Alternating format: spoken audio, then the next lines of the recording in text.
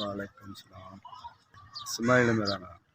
इत्थे मजदूरी करने 500 दे पानी पूनी जमीना लाई दा ते 5-4 धियां ने मजबूर रोटी मर के पूरी होंदी है ते बच्चे छोटे आ बच्चियां वड्डियां ने गुरबत नूं लैके टुरे हैं मजदूरी करते हैं।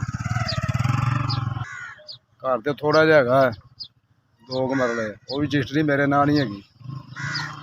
भज्जा ही कच्चा घर है वो भी भरा दा वो भी नहीं दिंदा वारस मारे गरीब बंदे की कोई जिंदगी नहीं उधर माड़े बंदे की कोई जिंदगी नहीं इत्थे लंघ गई उम्र सारी। किसी की नौकरी करते 300-400 दिहाड़ी सवेर तो लगे हूँ पता नहीं किहड़े टाइम जाना मैं घर। सुबह आया सूरज नहीं चढ़िया उदों का लगा ते हाली पता नहीं किहड़े टाइम जाना। बुढ़े हो गए काम कर करके बहुत मजबूरियां ने माड़े ही भज्जे टुटे घर ने बच्चे आपो अपने निक्के ने आम मजदूरी करना सुबह तो आ गए थे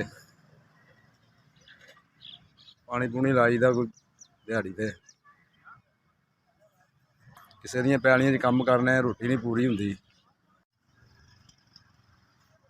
जिन्हों ने घलिया उन्होंने तंदुरुस्ती दे बहुत बहुत मेहरबानी। अल्लाह उन्होंने जिंदगी करे अल्लाह उन्होंने बच्चों के भी तंदुरुस्ती दे उन्होंने भी दे तंदुरुस्ती कारोबार भी चले।